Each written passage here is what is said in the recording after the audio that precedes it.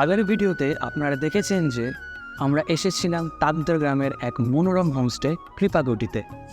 হোমস্টের চারিপাশে জঙ্গল এবং পাহাড়ের অপূর্ব প্রাকৃতিক দৃশ্য আপনাদের সাথে ভাগ করে নিয়েছিলাম। এছাড়াও হোমস্টের আরামদায়ক রুম, এখানকার সুস্বাদু খাবার সবই আপনাদের দেখিয়েছিলাম। পাহাড়ের মনোমুগ্ধকর দৃশ্য, ঝর্ণার সুর এবং রাতের খোলা আকাশের নিচে বন্ধুদের সাথে আড্ডা, মজা, গান সব মিলিয়ে দিনটি কেটেছিল একেবারে স্বপ্নের মতো। Good morning everyone. আজকে আমার দার্জিলিং ট্যুরের সেকেন্ড ব্লগ। আজকে আমি আপাতত রয়েছি আমার অফবিটেরই ইয়েতে কী বলে হোমস্টেটায় এই মুহূর্তে আপাতত এখন সকালবেলাতে পুরো মেঘে ভর্তি রয়েছে, কিছু দেখা যাচ্ছে না। বৃষ্টি কোনো সিন নেই, শুধু মেঘেই ভর্তি রয়েছে। এখন আমরা যাচ্ছি পাহাড়ের একটা আলাদা জঙ্গলে যাওয়ার জন্য। তাকদার যে হোমস্টেটায় আমরা রয়েছি সেখান থেকে জঙ্গলে যাওয়ার একটা সুন্দর রাস্তা রয়েছে উপরে ওঠার। এখন আমরা সবাই যাচ্ছি। সকাল সকাল পাহাড়ে উঠতে শুরু করে দিয়েছি, একদম ট্রেকিং ফিল আসছে, আলাদাই লেভেল। ওই উপরে গেলে আর একটা ছোট হোমস্টে টাইপের করা রয়েছে, যেখানে আমরা যে হোমস্টেতে রয়েছি সে হোমস্টেতে যারা মালিক তারাই এখানে থাকে। এবার আমরা সেই জায়গাটা ছাড়িয়ে আরও ওপরে উঠবো। দেখা যাক। জায়গাটা খুবই সুন্দর, নিরিবিলি জায়গা, আর পিছনে শুধু জঙ্গল আর জঙ্গল, শুধু ঝাউবন আর জঙ্গল আর জঙ্গল। এই যে হচ্ছে আমাদের গাইড, এখন পুরো রাস্তাটা আমাদের গাইড করে নিয়ে যাচ্ছে, কিছু কিছু জায়গায় দাঁড়াচ্ছে। আর এখানে যদি দেখেন, এখানে একটা সোজা রাস্তা চলে গেছে, আর এটা একটা বাউন্ডারি টাইপের। এখানে এই যে বাউন্ডারিটা রয়েছে পুরোটাই একটা জঙ্গলকে বর্ডার হিসেবে রাখা হয়েছে, কারণ এই ওপারে যে যত জঙ্গল রয়েছে, জঙ্গল থেকে মাঝে মাঝে ভাল্লুক বা কোনো জঙ্গলি পশু চলে আসতে পারে, সেই যাতে কোনো অসুবিধা না হয় সেই জন্য এই গার্ডটা দিয়ে রাখা। এই সম্পূর্ণ জঙ্গলে ঘুরতে ঘুরতে সামনে নতুন সিঁড়ি খুঁজে পেয়ে গিয়েছি। এখান থেকে আমরা এখন নিচে নামবো। আমাদেরকে এখন গাইড করছে আমাদের এখানকার নতুন দুই বন্ধু। একদম পুরো জঙ্গল। কেউ যদি জঙ্গল উপভোগ করতে চাও, সাথে পাহাড়, সেই দিক দিয়ে সেই দিকে এখানে আসতে পারো, কোনো অসুবিধা নেই। যোগ থেকে শুরু করে সব কিছু পাওয়া যায়, কোনো চাপ নেই, এগোতে থাকি। এই সুন্দর সবুজ জঙ্গলে অ্যাডভেঞ্চার করার পর শেষ এখান থেকে বেরোনোর রাস্তা আমরা পেয়ে গিয়েছি। ক্যামেরায় কতটা বোঝা যাচ্ছে জানি না, তবে সামনেই রাস্তা। তো আমরা এই জঙ্গল থেকে বেরিয়ে আপনাদের সঙ্গে দেখা হচ্ছে আবার। A few moments later. আমরা এইখান দিয়ে হেঁটে নেমে আসলাম। এই যে নামছে আমাদের বন্ধু, আর এর সামনে কৃপাকুটি। আমরা গিয়েছিলাম ওই পিছন দিয়ে, অতটা ঘুরে আসলাম। তো সকালের এই সুন্দর অ্যাডভেঞ্চারের পর তো খিদে তো খুবই পেয়ে গিয়েছিল, তাই অপেক্ষা না করে সরাসরি চলে আসি খাবারের টেবিলে, যেখানে আমাদের জন্য অপেক্ষা রয়েছে গরম গরম লুচি, আলু ভাজা আর ছোলার ডাল। ব্রেকফাস্ট করে আমরা রেডি হয়ে চেক আউট করে নিয়েছি। এখন আমরা দার্জিলিংয়ের দিকে রওনা দেবো, তাই শেষবারের মতো জায়গাটা আমরা দেখে নিচ্ছি আর আপনাদেরকেও দেখিয়ে দিচ্ছি। শুধু একটাই কথা বলবো যে হোমস্টেটা খুবই সুন্দর, খুবই ভালো, এবং এখানকার যারা রয়েছে, যারা আমাদেরকে এত সার্ভিস দিল, তার যথেষ্ট ভালো, তার যথেষ্ট নম্রভাবে আমাদের সঙ্গে ব্যবহার করেছে। খাবার দাবারও খুব ভালো, এখানের পরিবেশটাও যথেষ্ট ভালো। সামনে পুরো ভ্যালি দেখা যাচ্ছে, সম্পূর্ণ পিছনে জঙ্গল আছে, আপনারা চাইলে সব কিছু এনজয় করতে পারবেন। পাহাড়, জঙ্গল, একটা শান্ত পরিবেশ সম্পূর্ণভাবে। আর এখানে ছবি তোলার মতো যথেষ্ট দারুণ জায়গা আছে। দুর্ভাগ্যবশত আমার কেউ ছবি তুলে দেয়নি, সেটাই বড় কথা। যাই হোক, তো চলুন এগোনো যাক। আমি আমার হাতে গায়ে হেভি লাগছে কিন্তু ভাই, কানা লাগছে ভাই, কানাই ঠিক আছে ভাই। মানে ও কানা ছিল না, সানগ্লাসটাই খুলে দেওয়া হয়েছে। হ্যাঁ ভাইলো, হাই। আমি কিচ্ছু ভিডিও করবো না, আমি সব স্মৃতিতে রাখবো। আমরা দার্জিলিং যাওয়ার পথে একটা ভিউ পয়েন্টে দাঁড়ালাম। এখান থেকে যদি আকাশ ক্লিয়ার থাকে, টাইগার হিল দেখা যাওয়ার সম্ভাবনা থাকে। তো এই মুহূর্তে আমার সামনে মেঘে ভর্তি, কিন্তু কিছু কিছু অংশ আছে যেগুলো মেঘের আড়াল থেকে দেখা যাচ্ছে, ওগুলো আমি আপনাদেরকে দেখাচ্ছি। দেখুন, সামনে 2 পাহাড়ের মাঝে নদীও দেখা যাচ্ছে, আর এইদিকে পুরো মেঘে ঢাকা। এইটা যে ভিউ পয়েন্ট, এই ভিউ পয়েন্টের নাম হচ্ছে বোম্বাডারা ভিউ পয়েন্ট। এইখানেই আছে পেশকের চা বাগান, পেশক টি গার্ডেন। আমরা এখান আপাতত ওই টি গার্ডেনেই যাব, এই ভিউ পয়েন্টে দেখতে। পুরো পিছনে পুরো টি গার্ডেন, পেশক টি গার্ডেন, তাই তো? চলো।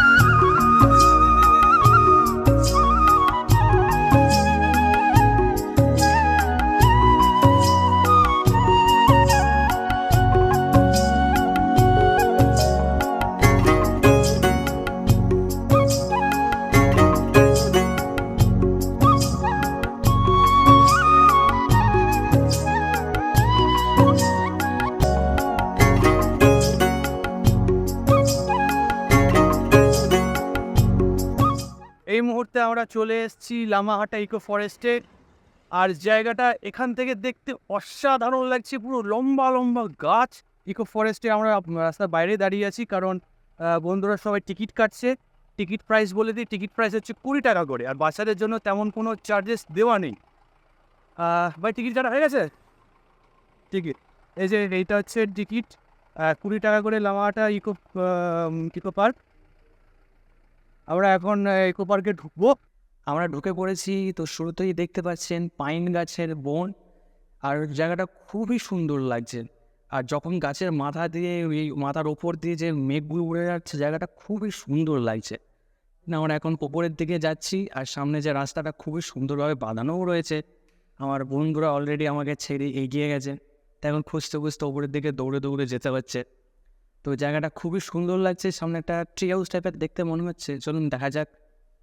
এখানে একটা সুন্দর একটা ট্রি হাউস টাইপের করা রয়েছে, আর ওইখানে আমরা এখন এই মুহূর্তে উঠবো। সেখান থেকে তো কতটা ভালো ভিউ দেখা যায়। আর সামনে বড় বড় ঝাউবন, পুরো ঝাউবনের পাহাড় বলতে গেলে। এইসব সিনগুলো সিনেমাতে দেখেছি।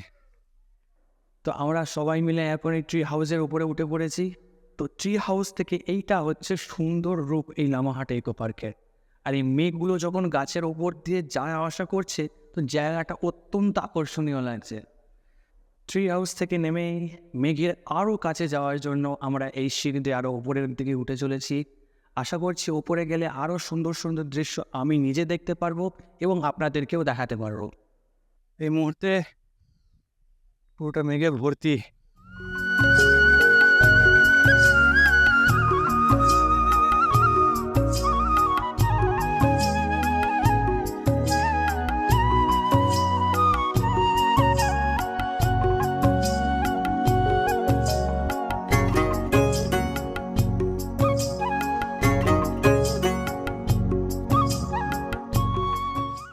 চলে আসলাম নিচে, এবার গাড়িতে উঠবো, উঠে আর অন্য একটা জায়গায় যাব। আমরা এখন গাড়ি করে চলে আসলাম ঘুম মনেস্ট্রি। গাড়ি আমাদের পিছনে পার্ক করে দেওয়া হয়েছে। এখন আমরা মনেস্ট্রি গেটের দিকেই যাচ্ছি। আমাদের কয়েকটা ফ্রেন্ডস এগিয়েও গিয়েছে সামনের দিকে, এই সামনের দিকে গিয়েছে টয়লেটের লাইন। আর এই হলো দার্জিলিংয়ের বিখ্যাত ঘুম মনেস্ট্রি, আর আমরা এখন প্রবেশ করব এই ঘুম মনেস্ট্রিতে। এখানে অলরেডি ঝিরিঝিরি বৃষ্টি পড়া শুরু হয়ে গিয়েছে, আর পুরোটা যেহেতু মেঘে ঢাকা রয়েছে, অতটা বোঝা যাচ্ছে না কতটা কি বৃষ্টি পড়ছে না। তো ওটাতে এখন এবার ঘুম মনেস্ট্রিতে আমরা তো ঢুকলাম, এখানে কোনো টিকিট লাগে না, এটা বিনা পয়সা। তো আমরা এখন যাই, আমার ফ্রেন্ডসরা নিচে দাঁড়িয়ে আছে।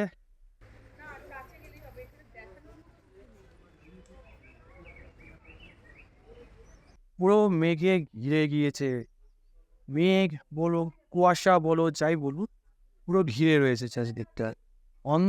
কিছু দেখা যাচ্ছে না চারিদিকে। আমরা এই সিঁড়িতে নামলাম উপর থেকে, রাস্তা উধাও হয়ে গিয়েছে। চলে এসেছি আমরা ঘুম মনেস্ট্রির ভেতরে।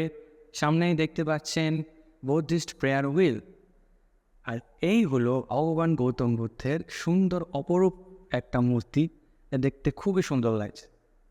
তা আমাদের এই ঘুম অনেস্ট্রিতে আপাতত সময় কাটানো হয়ে গেল, কফি টফিও খাইয়ে শরীর গরম করে ফেললাম।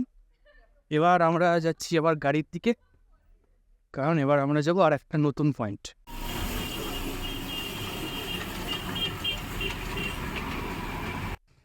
আমরা চলে আসলাম আমাদের দার্জিলিংয়ের ম্যাল রোডে।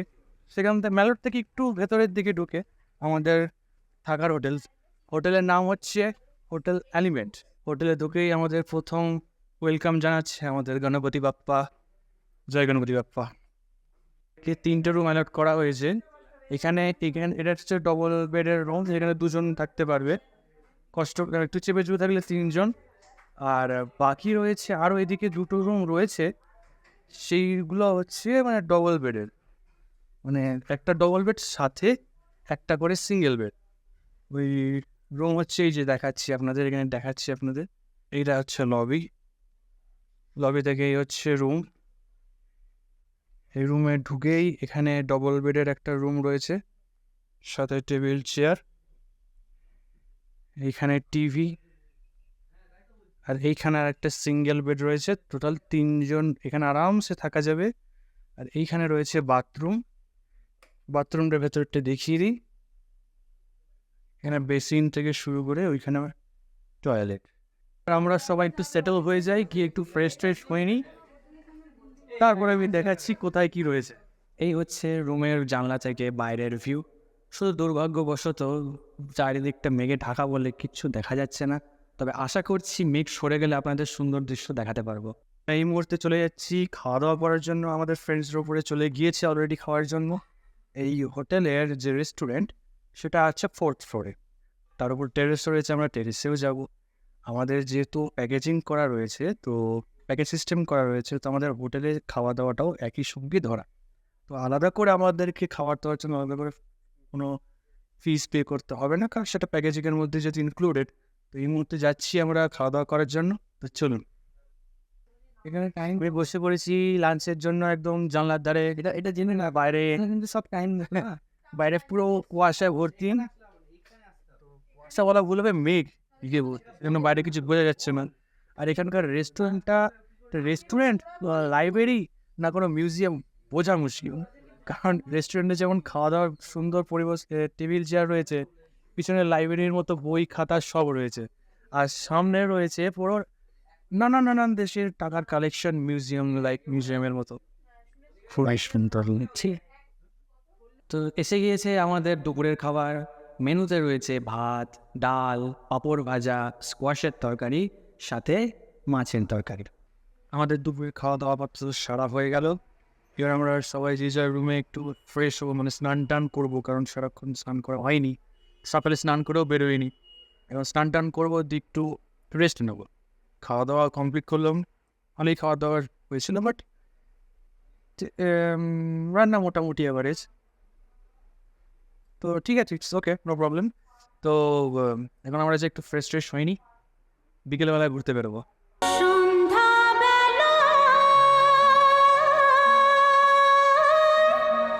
বেরিয়ে পড়েছে আমাদের ছাতা টিম, মাথায় ছাতা, পায়ে চটি, চলছি দার্জিলিং ম্যালের দিকেই। তার মাঝখানে এই আগমনী বৃষ্টি আমাদের ওয়েলকাম জানাচ্ছে দার্জিলিংয়ে। অ্যাট লাস্ট আমরা ম্যাল রোডের দিকে আসতে চলেছি। কি দেখে বুঝলাম? এত লোকজন দেখে বুঝলাম। এখানে রাস্তার পাশে দোকানে রয়েছে সুন্দর সুন্দর শীতের পোশাকের কালেকশন, সাথে রয়েছে সুন্দর সুন্দর জুয়েলারির দোকান, আরও নানান রকমের জিনিসপত্রের দোকান। অ্যাট লাস্ট আমরা মোটামুটি ম্যাল রোডে চলে এসেছি। চারিদিকে অনেক দোকানপাটই বন্ধ রয়েছে বৃষ্টির জন্য, কিন্তু ম্যাক্সিমাম দোকানপাট খোলা রয়েছে। अरे कहना क्या चाहते हो? কিসের জন্য? আমাদের জন্য। কারণ আমরা এসে আর যাই করি না করি, একটু কেনাকাটা অবশ্যই করব। আমি নিজের কথা বলছি না, আমরা তো ভিডিও করতে ব্যস্ত। তবে রাস্তাটা যে এতটা চওড়া বুঝতে পারিনি, জায়গাটা যথেষ্ট চওড়া জায়গা,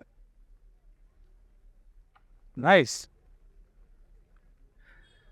আর এই ভিডিও চক্করে আমার ফ্রেন্ডসরা আমাকে ছেড়ে অনেক আগে চলে গিয়েছে, স্বার্থপর কথা। আমরা এখন যাচ্ছি নিউ মহাকাল মার্কেট।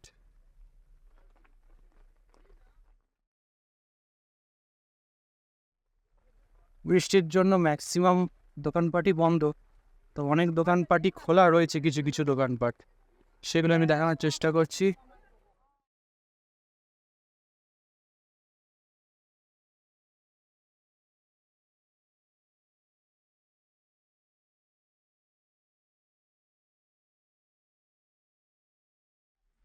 আসলে ব্যাপারটা হচ্ছে যে ম্যাল রোডটা আজকে খুবই ফাঁকা ফাঁকা, এর একটাই কারণ বৃষ্টি।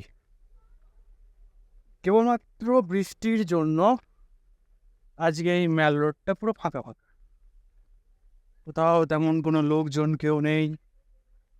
আমরাও ঘুরছি ছাতা মাথায় দিয়ে, দোকানপাট অর্ধেক বন্ধ, মার্কেট অর্ধেক বন্ধ। কেউ যদি কিছু কিনতেও চায় কোনো উপায় নেই। তাই আপাতত ম্যাল রোডে এই ফাঁকা জায়গাটাতেই চারিপাশে ঘুরছি, দেখছি। এই মুহূর্তে আমাদের ছাতা টিমের ইচ্ছা হয়েছে এই চা থেকে একটু দার্জিলিং চা খেয়ে মাইন্ড ফ্রেশ করা। তো সৌভাগ্যবশত আমরা চা খাওয়ার জন্য একেবারে চা পাতার দোকানে ঢুকে গেছি। চায়ের রেস্টুরেন্টে নয়, চায়ের চায়ের দোকানের, যেখানে চা পাতা বিক্রি হয়। আলাদা এই লেভেলের আমাদের চিন্তা ভাবনা। চা খাওয়ার জন্য চা পাতার দোকানে ঢুকে গেছি আমরা। চা পাতার দোকান ইভেন যেখানে কাউকে বলতে চা তৈরি করে দিতে হবে। আচ্ছা, মানে এটা আলাদাই লেজেন্ডারি চা অন্তত চায়ের দামগুলো তো জেনে আছি, কত দাম। স্টোরে গিয়ে বলছে টি আমাকে বানিয়ে দে। ইতিমধ্যে আমরা চলে এসেছি দার্জিলিং ম্যাল রোডের সেই ফেমাস হোপ রেস্টুরেন্ট, যেটার সামনে দাঁড়িয়ে ছবি না তুললে দার্জিলিং আসাটাকে বৃথা বলে মনে হয়।